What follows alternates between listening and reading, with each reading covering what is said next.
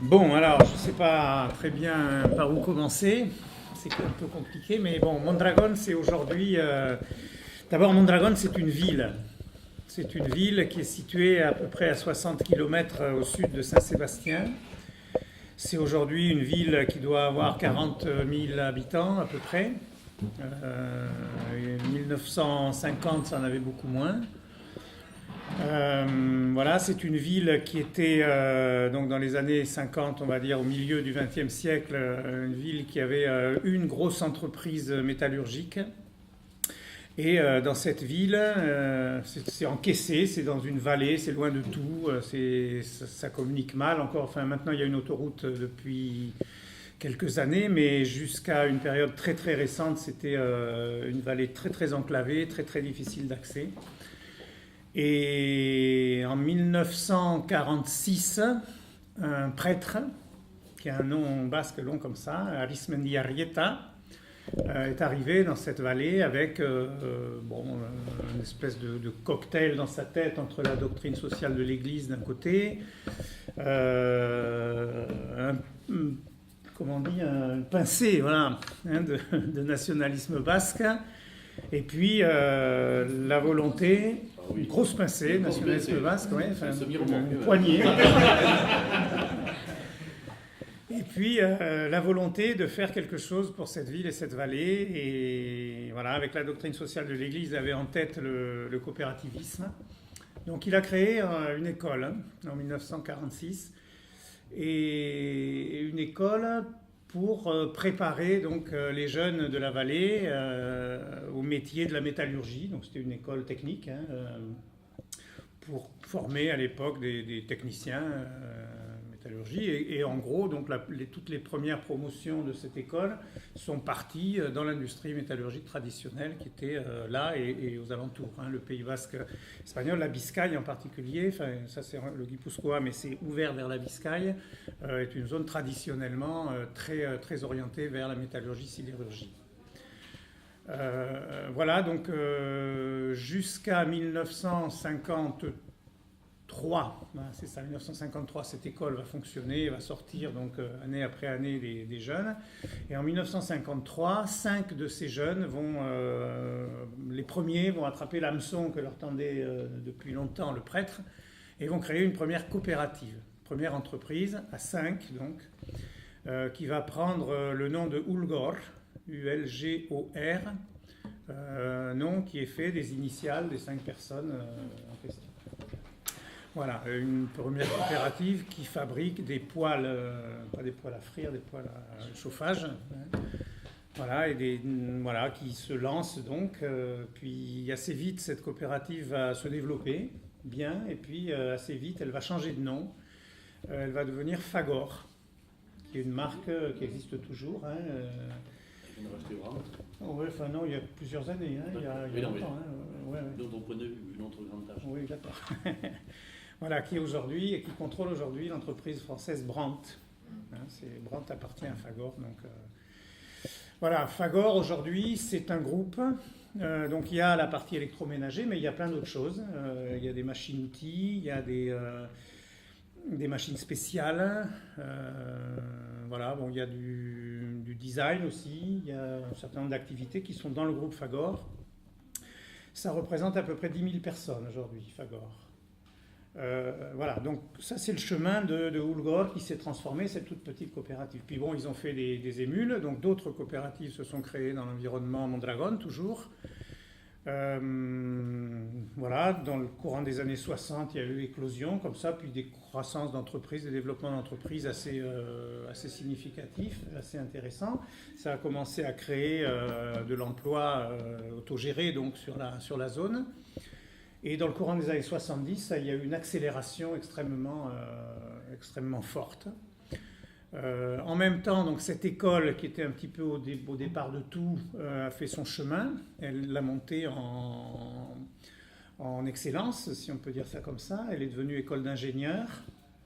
Assez vite, ensuite, au début des années 60 aussi, ils ont mis en place une école de gestion. disons, de comptabilité à l'époque, pour former les gérants des coopératives qui ne connaissaient rien à la gestion. Ils étaient tous formés par cette école de métallurgie, là. Voilà, donc ils ont commencé à se former dans cette école. Cette école, à son tour, a fait du chemin et est devenue une sorte de business school, pour dire ça comme ça. Et puis, il y a eu également un troisième mouvement qui me semble intéressant, qui est que tous ces gens voulaient scolariser leurs enfants en basque. Il ne faut pas oublier que c'est la période du franquisme dur, ça. Voulaient scolariser leurs enfants en langue basque. Et donc, évidemment, de la part des pouvoirs publics, rien, si ce n'est de l'opposition dure. Donc, ils ont créé des écoles coopératives aussi. Et assez vite, ils se sont rendus compte qu'ils avaient besoin de formation des maîtres. Et donc, ils ont créé une école, une sorte d'école normale, coopérative aussi, qui a aussi fait son chemin. Et voilà, et ces 3 écoles sont aujourd'hui les 3 facultés de l'université de Mondragón, qui est une université à laquelle j'ai l'honneur de participer, donc, et qui est organisée de façon très bizarre par rapport à ce qu'on connaît, ou très différente en tout cas par rapport à ce qu'on connaît ici, puisque chacune des facultés est une entreprise coopérative, et que quand elle s'est devenue université, ils ont créé donc une coopérative de second niveau, qui est le rectorat, donc la présidence, on dirait ici en France, de l'université, qui est elle-même une coopérative. Voilà. Bon, aujourd'hui, on en est à 240 entreprises coopératives confédérées dans un groupe qui s'appelle le groupe Mondragón. Ça représente plus de 100 000 personnes. Aujourd'hui, ce complexe est dans la mondialisation. Donc, Henri disait tout à l'heure la coopérative de Mondragón. Non, c'est les coopératives de Mondragón. C'est 240 entreprises différentes, avec l'unité économique et l'unité de décision bien dans les coopératives et pas dans le groupe. Ce n'est pas le groupe qui contrôle les entreprises, c'est les entreprises qui contrôlent le groupe. C'est un groupe de libre adhésion, en fait. Les entreprises, les coopératives adhèrent à ce groupe. Par contre, à partir du moment où elles y adhèrent, elles signent une charte et elles s'engagent à respecter un certain nombre de choses, donc des choses lourdes, puisque à peu près 40% de leurs bénéfices, de leur surplus, disons, va être capté, en gros, par le groupe pour mutualiser un certain nombre de services, etc. Mais c'est un groupe de libre adhésion, ça veut dire que l'entreprise peut décider d'en partir à tout moment. Et il y a donc dans les 2-3 dernières années des expériences d'entreprises fleurons, des très très belles entreprises qui sont parties du groupe pour incompatibilité d'humeur. Donc avec oui, les bus, une entreprise qui fait des autocars de luxe qui s'appelle Irisar. Vous verrez ici dans la région en particulier, mais partout en France, vous regardez les bus que vous croisez, vous allez voir sur beaucoup d'entre eux Irisar. Vous verrez un peu le type de produits qui sont fabriqués. Mais ceci dit, Irisar est parti depuis 3 ans maintenant. Bon, pour des raisons diverses, mais une des raisons, c'est quand même justement que cette appartenance au groupe, dans la mesure où en appartenant au groupe, on signe une charte et qu'on s'engage donc à suivre les préceptes que le groupe de fait descendre, ce mode de fonctionnement heurtait les types de management de gouvernance et de management qui sont en œuvre dans cette entreprise Irisar et dans l'autre entreprise qui est partie en même temps que lui, qui s'appelle Ampo aussi. C'est des choses qu'avec l'APM, donc je pense que vous avez l'occasion, on a récemment avec Henri a récemment fait venir quelqu'un d'une entreprise non coopérative d'ailleurs, à Pau, d'une entreprise qui s'appelle Favi, je ne sais pas si vous avez déjà vu, Monsieur Zobrist. Oui. Voilà, bon, le management de Irisar ressemble beaucoup à Favi. Beaucoup à ça. Zobrist, la particularité, c'est qu'il portait une tunique avec des pins. Ah ouais. C'est une personnalité. Si ça vous intéresse, pour Favi, j'ai fait la même chose qu'ici. Je m'arrêterai tout est en ligne. Voilà, donc... pour préciser, quand on est salarié coopérateur, on investit l'équivalent d'un an de salaire, c'est-à-dire que ce n'est pas une bricolade, quoi. On s'engage. Quoi. Donc on peut aussi présenter la coopérative comme une entreprise à capitalisme salarial. Oui, tout à fait. Oui. C'est une SCOP, quoi. Oui, c'est une SCOP, voilà. C'est une SCOP quand même. Voilà, mais sauf que chez nous on le fait par défaut, alors que là elles sont faites de façon... Oui, et puis la différence c'est que ici dans les SCOP, les coopérateurs donc, ont le statut de salarié, alors que là-bas non. Ils ne sont pas considérés comme des salariés. vis-à-vis de la protection sociale en particulier. Et donc, ils ont leur propre système de protection sociale. Ils ont une coopérative. Comment ? Contre-avance à régime. Oui, voilà. Oui, c'est intéressant aussi de remarquer que les coopératives sont dans tout le spectre sociétal, depuis la banque, depuis le système d'assurance, l'éducation, la production, la distribution. Et Roski fait partie de ce groupe. Ouais. Et ça marche bien. Ben oui, ça marche même mieux, apparemment mieux que les entreprises alentours. Mais ce qui est intéressant dans l'époque de turbulence, c'est que ça marche. Quels sont, en dehors de l'organisation et de l'organisation capitalistique, quels sont les points forts de cette structure qui fait qu'elle est partie de pas grand-chose, voire rien alors je pense qu'elle s'est développée dans une époque qui était une époque très favorable de croissance. Je pense qu'ils ont su aussi se coordonner, se mettre ensemble et créer ce groupe. Assez vite, ils ont créé, donc, sous des formes d'entreprises, ils savent faire ça là-bas, créer une entreprise nouvelle, mais pour prendre en charge un service, en fait, qui est un service mutuel pour l'ensemble du groupe. Donc, ils ont créé les services financiers, le service de protection sociale. Il y a une entreprise importante aujourd'hui qui s'appelle Lagunaro, qui est une entreprise d'assurance, dont l'assurance sociale. Voilà, la banque, qui a servi en fait à fonctionner un peu en vase clos, en cercle fermé. Donc la banque servait donc à recevoir l'ensemble des dépôts des entreprises et des personnes, des coopérateurs. Donc toute cette part en tout cas qui n'était pas, même d'ailleurs aussi, puisque une grosse part du patrimoine des personnes donc, est investie dans les entreprises. Puisque ce que dit Henri, que ces personnes sont propriétaires du capital de l'entreprise, c'est ça, ce sont des coopératives de travail, c'est-à-dire ce sont les travailleurs de l'entreprise, les collaborateurs qui sont propriétaires du capital. Aujourd'hui, ça pose des problèmes sur les secteurs les plus capitalistiques, sur les secteurs où l'investissement par personne est très très très lourd, secteur de très haute technologie par exemple. Ils sont par exemple dans des secteurs comme la machine-outil où l'investissement par tête de pipe est très très lourd et aujourd'hui c'est très compliqué, très difficile de conserver ce régime coopératif. Bon, pour les entreprises de services, il n'y a par contre aucun problème. Et tout nouveau salarié qui rentre, on doit s'engager aussi. Absolument. Un certain temps. Alors on lui donne des facilités, mais non, il s'engage. Oui, non, mais il s'engage, mais par contre... Il son capital de départ. Voilà. Oui, voilà, mais c'est ça. Ouais, c'est ça. Alors après, aujourd'hui, il y a à peu près 100 000 personnes dans le groupe. Il y a à peu près 60 000 personnes qui ont le statut de coopérateur, qui sont socios, comme on dit là-bas, et 40 000 qui ne le sont pas. Dans ces 40 000 qui ne le sont pas, il y a des gens qui sont en contrat à durée déterminée par rapport aux variations un peu saisonnières ou conjoncturelles de l'activité. Il y en a d'autres qui sont dans l'entonnoir, c'est-à-dire qui veulent rentrer, qui vont probablement rentrer, mais il y a un adoubement, quoi. Il y a une sorte de cooptation, voilà. Donc ils sont mis à l'essai en quelque sorte. Voilà. Et pendant tout le temps où ils sont à l'essai, donc ça peut durer 4 ans, 5 ans. Voilà. À l'essai, ils sont en CDI, mais ils sont à l'essai pour pouvoir rentrer. Voilà. Et après, pour devenir associé. Ouais. Donc il y a un processus qui est assez complexe, mais comme dans les périodes qui ont précédé la crise, ces entreprises se développaient de façon extrêmement rapide, se sont développées souvent à 10% par an ou plus, très très souvent à 2 chiffres. Les embauches suivaient, quoi. Donc ça embauchait à 10% par an et le processus d'intégration, on n'arrivait pas à écluser, quoi, en quelque sorte. Donc ce nombre de personnes en attente pour rentrer a augmenté fortement. Est-ce qu'il y a un retour de dividende, par exemple, pour un retour sur l'investissement? Oui. Sur le dividende. Oui, bien sûr. Non, pas de capital, sur un dividende. Un dividende, oui. Il y a beaucoup de participants. Oui, il y a beaucoup de sa mise de fonds, on va dire. Oui, bien sûr. Ils retrouvent leur mise de fonds. Ça veut dire le capital investi, c'est bon pour n'importe quel outil. Dans une coopérative, même en France. Le capital investi, on sort à l'unité.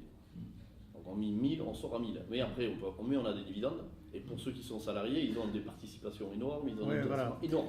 C'est là, ça a basculé vers favoriser le travail.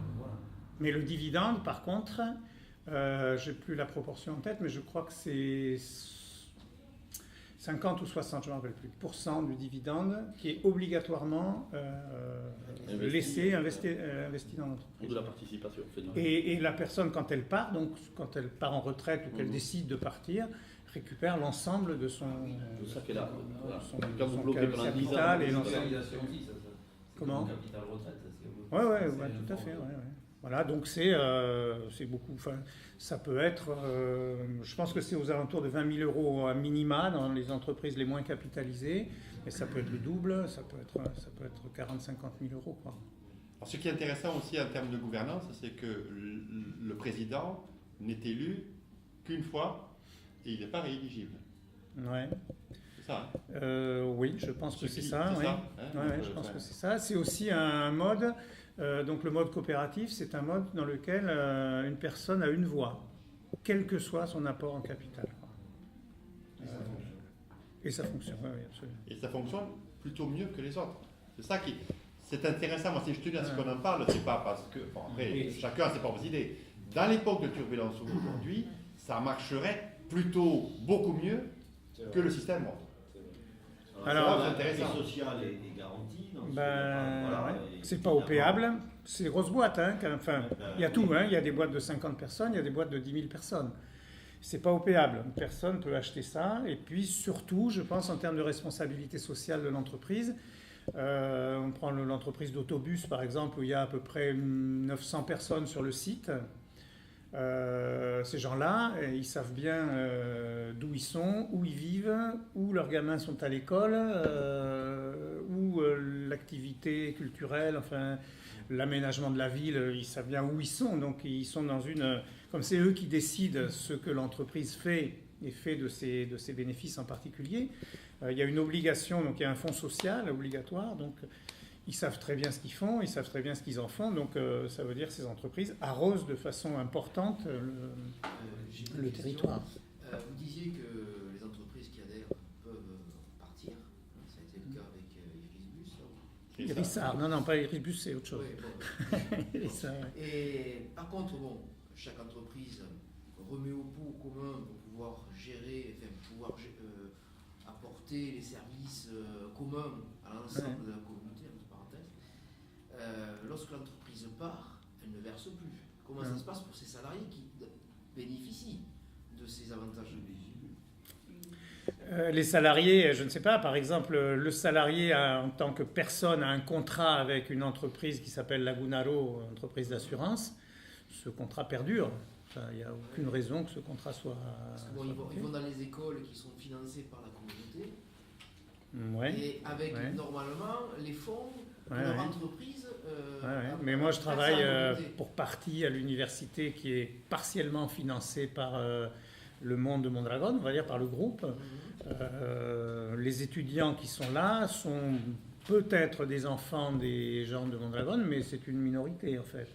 L'essentiel des étudiants viennent d'ailleurs,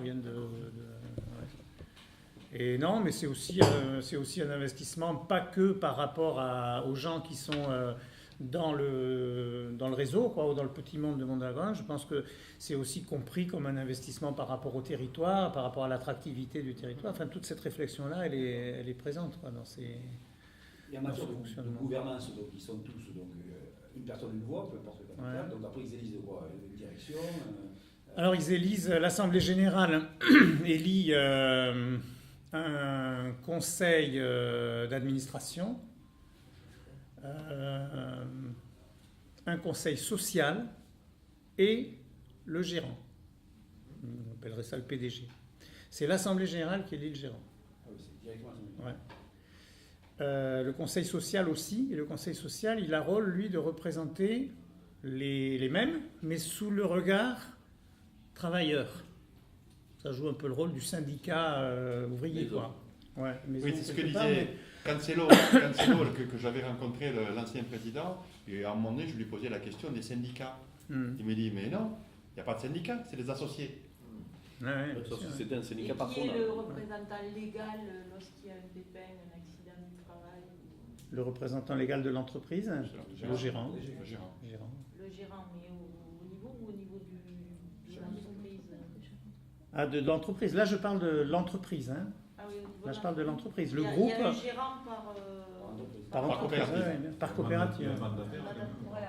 Il y a mandataire par coopérative. Oui, oui, oui. Enfin, non, il y a un gérant par coopérative. Un gérant Il y a par- un gérant, un patron, quoi. Enfin, un PDG, si vous voulez, par entreprise. qui est nommé, quoi. Par le Qui personnel. est nommé Qui est par élu. l'Assemblée Générale, qui est élu par l'Assemblée Générale. Mais qui est élu par en haut ou qui est élu par en Il n'y bas a rien Par par en les bas. gens qui Il y a rien par Par en en, bas. enfin, par en haut, par en bas, ça dépend comment. Non, mais quand ce qui est en haut, par exemple, c'est un groupe, la holding, si vous voulez comment. Oui. La holding n'a pas de pouvoir. Non. Elle n'a pas de pouvoir. Donc ça veut dire que dans chaque Ce structure. que je vous ai expliqué, la holding ne contrôle pas les entreprises.